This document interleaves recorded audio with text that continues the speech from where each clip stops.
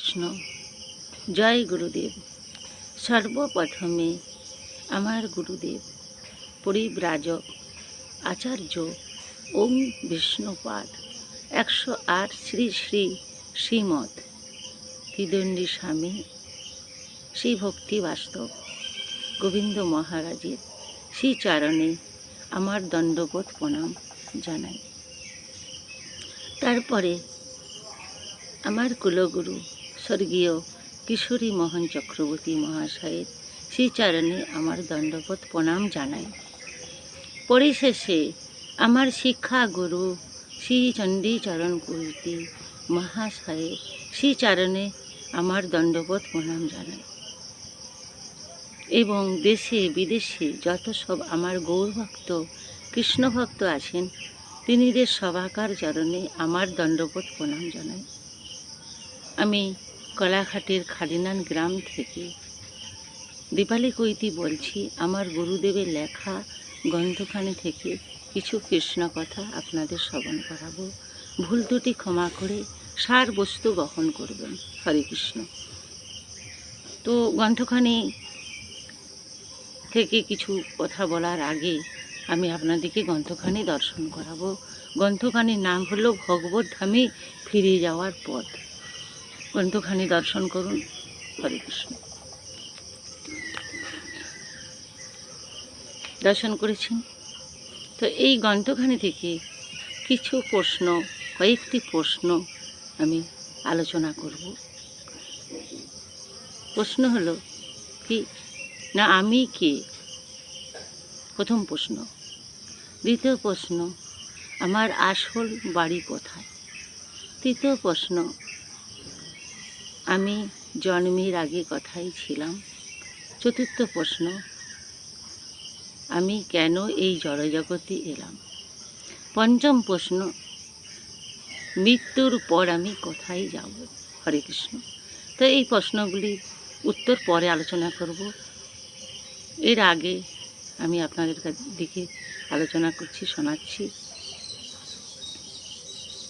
আমরা ছিলাম ভগবত ধামের বাসিন্দা।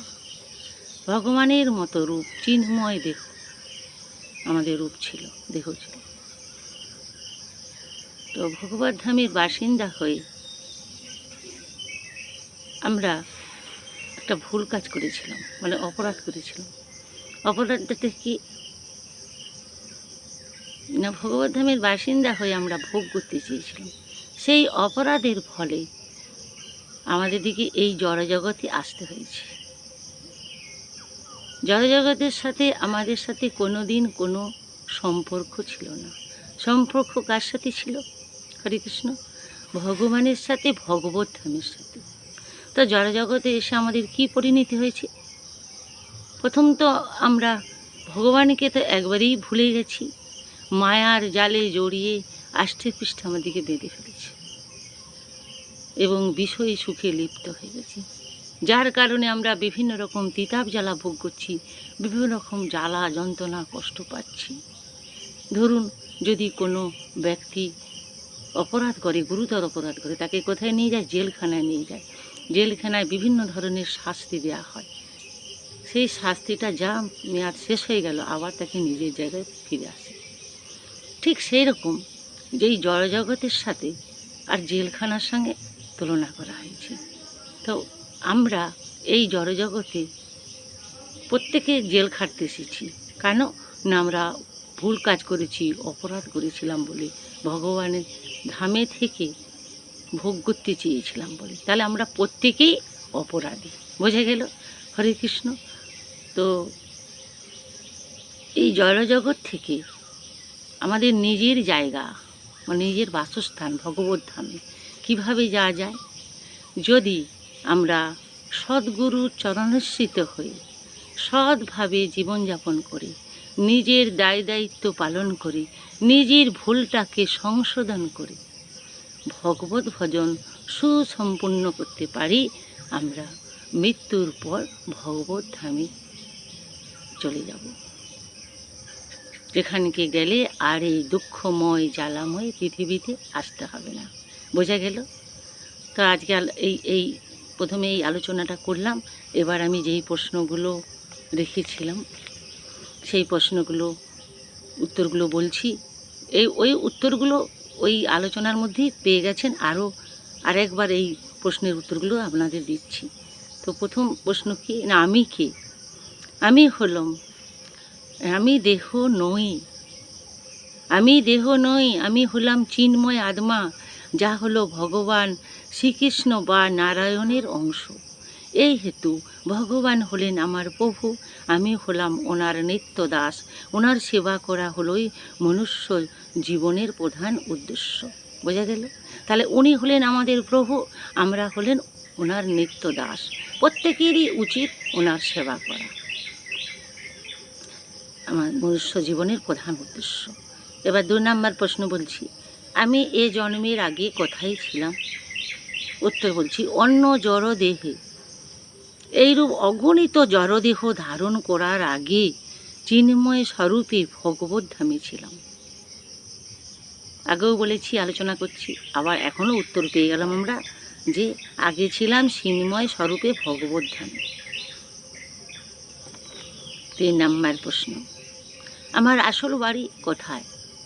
কোনটা? ভগবত ধাম। 4 নম্বর প্রশ্ন বলছি, আমি কেন এই জগতে এলাম? ভগবত ধামে যখন ছিলাম তখন ভগবানকে ভুলে ভোগ করতে চেয়েছিলাম। এই অপরাধের জন্যে আমাকে এই জগতে অধঃপতিত হতে হয়েছে। পেয়ে গেলেন উত্তর? ভগবত ধামে যখন ছিলাম তখন ভগবানকে ভুলে ভোগ করতে চেয়েছিলাম। এই অপরাধের জন্য আমাকে এই জগতে অধঃপতিত হতে হয়েছে। বোঝা গেল? এবার 5 নাম্বার বলছি প্রশ্ন, আমি মৃত্যুর পর কোথায় যাব? এটা ভালো করে মন দিয়ে শুনুন। যদি সদ্গুরুর চরণাশ্রিত হই, নিজেকে সংশোধন করতে পারি, সৎ পবিত্রভাবে জীবনযাপন করে ভগবানের ভজন সাধন সুসম্পন্ন করতে পারি, তবে দেহান্তে আমি আমার আসল ঘরে ভগবত ধামে ফিরে যাব।